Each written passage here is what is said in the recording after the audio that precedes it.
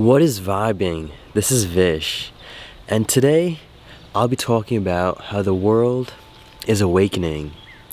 Now, this might be a new type of video which I've never done before, and so it is a new series that I want to start where I'll just on a daily basis talk about a topic that relates to an inner realization that I've had or something that's been spiritually inspired by a spiritual teacher, whether it's Eckhart Tolle, whether it's Sadhguru, things along those lines.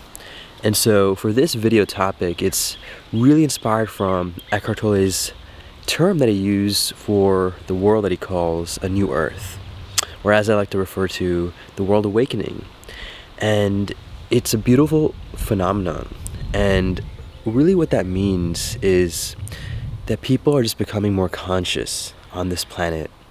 You see, the world that we live in right now is unfortunately going through a lot of suffering. But flipping the lens or flipping the angle, you'll realize that it's actually kind of a fortune and that the suffering is actually igniting the change. It's igniting the people to wake up. And yes, unfortunately, there are casualties that do occur in the process, but it's all about looking at humanity as a whole. You see, we are literally one big living body. I mean, even the universe is literally a whole. Science talks about it too, and it's all about how we're all just one big vibration, as I've learned from Sadhguru. And so, with the actual science backing behind it, I will have to exactly get back to you on, but I did hear about that, and it makes sense. I mean, just logically thinking, we are literally all connected. Fundamentally, we are made of all the same things. And so, anyways, the point of that is when people suffer and they go through a lot, well, that represents a small, let's call it a ripple, of the entire ocean. And so the ocean is what represents all of us. And what's happening right now is that most of us are so identified with that ripple in the ocean that we think that we're the world, as I've learned from Sadhguru actually. It's the idea that the cosmos is this big. In the cosmos, the solar system is a little smaller, but obviously very big. And then within that, there's the planet Earth, which is still pretty big.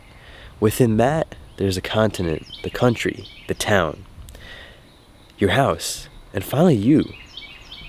And it's so interesting because you are a big man in that big cosmos.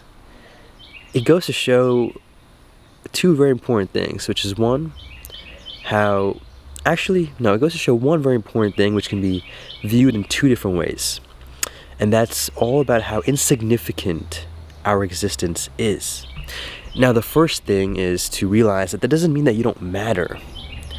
But what it does mean is that the problems you go through, I mean, if you literally think about this body itself, the problem is even smaller than the body, literally, if you want to even give it a sense of energy quantity. So it's all about putting into perspective how much it really just doesn't matter, these problems that you have.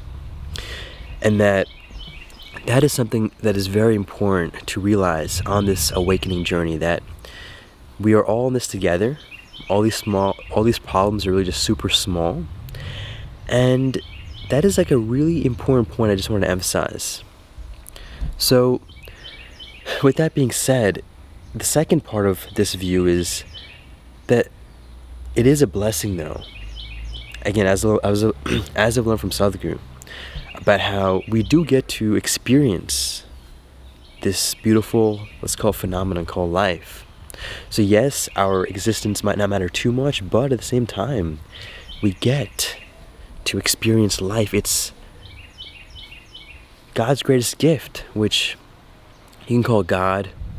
I refer to it as sometimes the natural intelligence, the universe, whatever speaks your language. It's the same idea.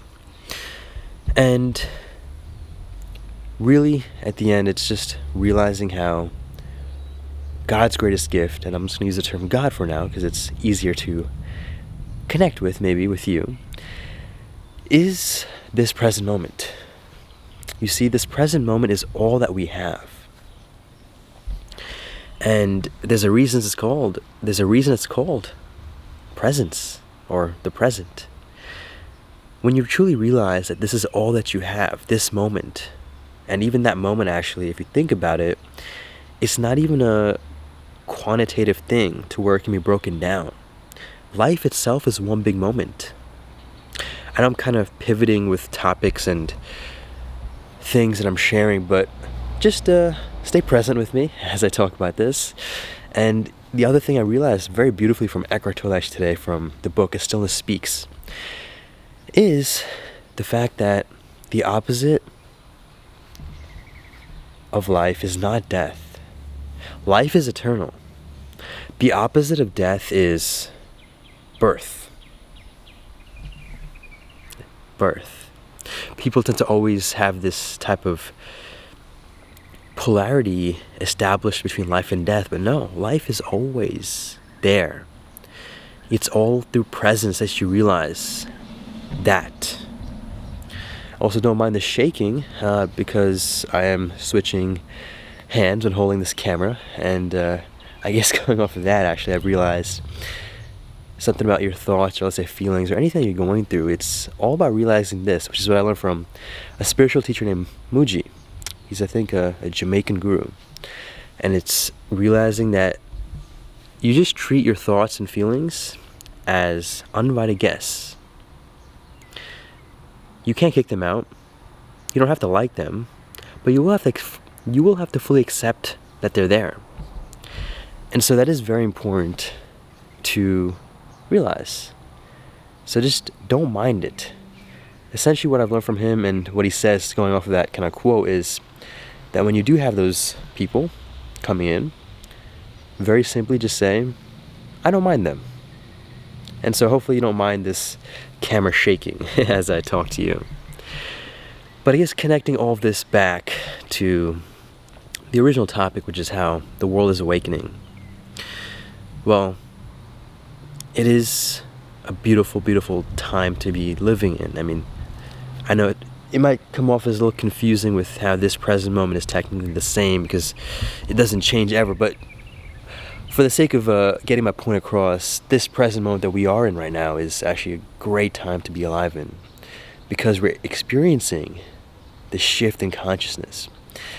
And kind of reconnecting to the whole ripple example of, let's say, the ocean or a wave, for instance. You see, every aspect of it, every wave matters. The existence is insignificant, but it matters, is the point. So when one ripple is learning and becoming aware of how it is not separate, but a part of the ocean, that is a great representation of the shift in... About to sneeze. Just give me a quick second. Excuse me. Alrighty, so, yes, that ripple is very important in the large-scaled eventual awakening of the ocean. In this case, it's just humanity, because it goes back to this analogy that I've learned from, I mean, I'm sure something you can relate to, which is recycling. Also have allergies, so that's the sniffling of the nose, not COVID. So,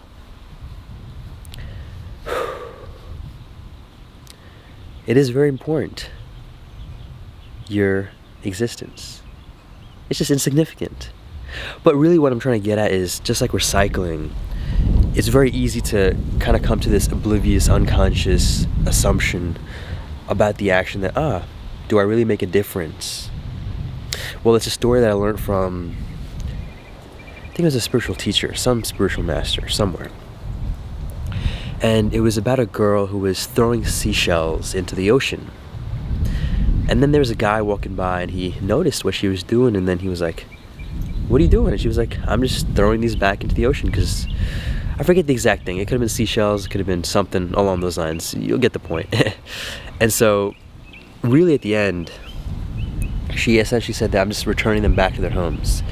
And then he kind of unconsciously chuckled and was like, silly girl, what are you gonna do? What difference will you make? And then she very consciously took one more, put it back in the ocean, and said, well, there was a difference made for this one. And so that's the same principle that applies to recycling, that applies to the awakening. It all starts with you. You.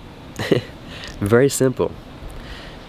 You just very simply work on your consciousness and development towards that, and then naturally humanity will awaken as a whole. So that is really just the general kind of message I wanted to share with y'all today. And it's something I just want to be very grateful for about the transformation that's happening. And I do want to especially shout out a few individuals, but again, at the end it's really just let's call it, I mean, you can call them messengers from God, or you can call them really just ripples. I mean, at the end we're all a ripple, right? We're all equal. We all have different functions and values and so on, but we're all equal at the core because we're literally the same. And so anyways, I wanted to especially shout out Sadhguru for this really in-depth spiritual journey that I've been partaking in, which I'll be making more videos on. I wanted to especially shout out Eckhart Tolle, who was actually the one that really got me into the spiritual journey with The Power of Now, which I would highly recommend you check out. It's a beautiful book. And also The New Earth, which recently came out, or it's his more recent one. Another book I'd highly recommend. And then a few individuals, mainly two. First being Kasun Ragama. Seriously, the spiritual brother. We talk every day.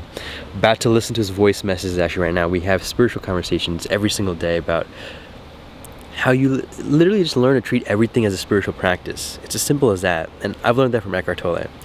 When you treat everything as a spiritual practice, then life itself becomes a spiritual practice. So, shouts out to Kasun. About to get your messages right now, bro.